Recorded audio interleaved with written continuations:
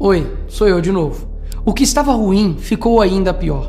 Nos últimos dias veio à tona um dos maiores escândalos envolvendo aposentados e pensionistas do INSS. O rombo, segundo levantamentos, ultrapassa a casa de 6 bilhões de reais.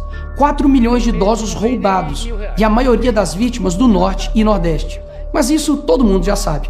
O que eles não te contaram é que o escândalo atual era de 6 bilhões. Hoje, com um novo relatório da CGU, mostrou que só em 2023, 35 mil reclamaram de fraude e o valor movimentado, 90 bilhões. 90 bilhões. Nós estamos diante do maior escândalo de corrupção da história do nosso país. E o golpe era o seguinte: aposentados eram filiados sem consentimento, tinham valores descontados direto do contra-cheque ou faziam empréstimos que eles nunca pediram. E daí, quando reclamavam, nada acontecia. Estamos falando do desvio de valores bilionários de pessoas doentes e idosas. Dinheiro que deveria estar no bolso de quem trabalhou a vida inteira e hoje depende da aposentadoria para viver. E é claro, vão espalhar a narrativa de que tudo começou no governo anterior. E já percebeu que no governo passado tudo era culpa só do presidente. E nesse governo nada é culpa do presidente? Mas olha só que interessante. As investigações mostraram que os descontos irregulares já vinham sendo praticados há anos. O que levou o governo Bolsonaro, em 2019, a apresentar a medida provisória 871, justamente para combater esse tipo de fraude em descontos. Ele obrigava os sindicatos e associações a comprovarem a cada 2 anos que o aposentado realmente estava autorizando aquele desconto. Adivinha quem ficou contra? Acertou, a esquerda. Como não bastasse, em 2022, com votos da esquerda, eles derrubaram essa lei.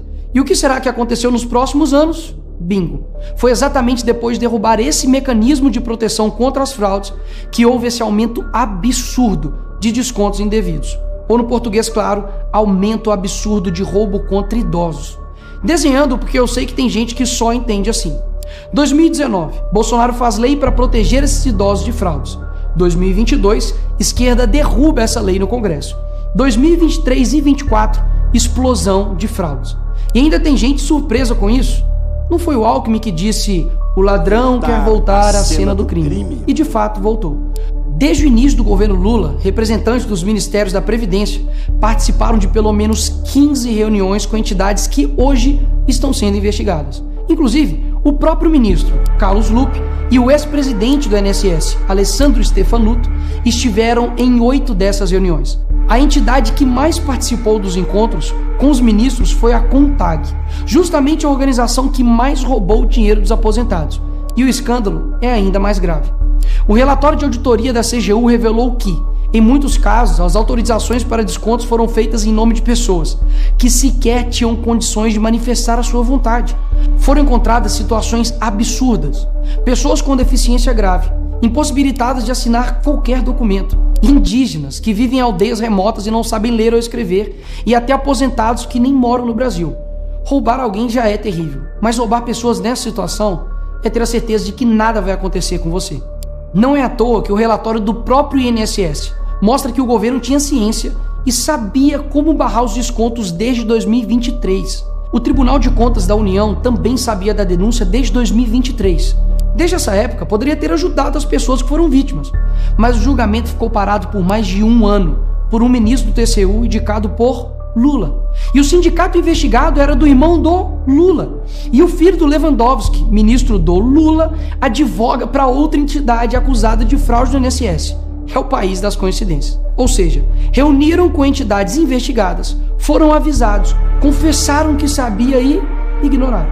Fingiram que não viram. Agora, com a pressão do escândalo, o governo Lula trocou o ministro e só. Nenhuma consequência para ele. Engraçado, né? Se o pobre erra o CEP no cadastro, é fraude. Mas se o sistema desvia bilhões, é só trocar o responsável. O mesmo responsável que em 2011 também foi trocado pela Dilma por corrupção no seu ministério. Isso mesmo. Lula escolheu Carlos Lupe, um cara com histórico de corrupção para cuidar do dinheiro de idosos e doentes. E depois de 14 anos ele volta e cai de novo da mesma forma. Tudo isso está acontecendo e sabe qual é a solução do governo? O INSS usará o dinheiro do povo e devolverá o dinheiro aos aposentados e pensionistas. Traduzindo, as vítimas vão ressarcir o prejuízo das vítimas.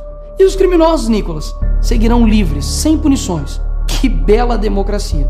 Eles roubam e quando a gente descobre, eles mandam a conta para o povo brasileiro pagar. Assim fica fácil roubar. é o crime perfeito.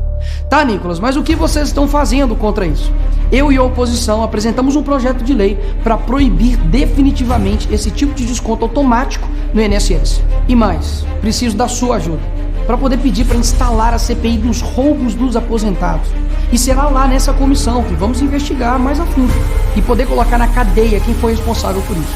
E aí sim, fazer com que eles devolvam esse dinheiro, não que você pague essa conta. Vá até a rede social do Hugo Mota e Davi Alcolumbre e peça para que essa comissão seja instalada. E por fim, vá urgente ao seu banco ou veja o extrato na sua conta pelo celular e veja se há algum desconto indevido. Só assim você saberá que está sendo roubado ou não e peça o cancelamento imediato desse roubo.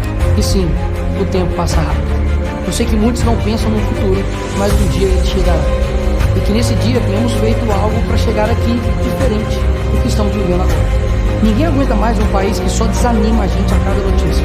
Mas para chegar aqui diferente, a gente precisa fazer algo diferente agora. Porque o partido que prometeu cuidar do povo, o presidente que se colocou como o pai dos pobres, acabou explorando o que eles mais juraram defender. Mas eles só chegaram lá porque muitos acreditaram neles.